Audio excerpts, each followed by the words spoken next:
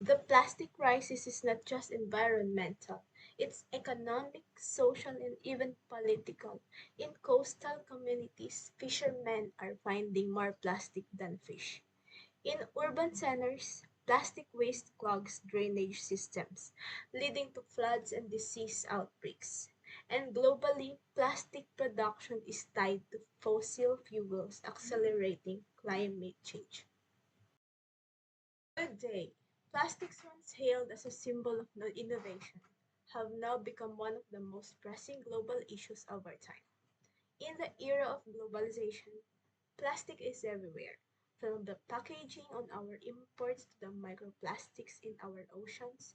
The story of plastics is deeply tied to how our world is interconnected. Globalization has made production and consumption faster, cheaper, and more widespread.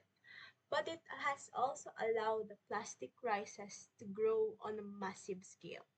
According to the ASEAN Conference on Combating Plastic Pollution in 2024, the Asia Pacific region produces over half of the world's plastic waste, and much of it ends up in the environment due to wake management systems and poor international regulation.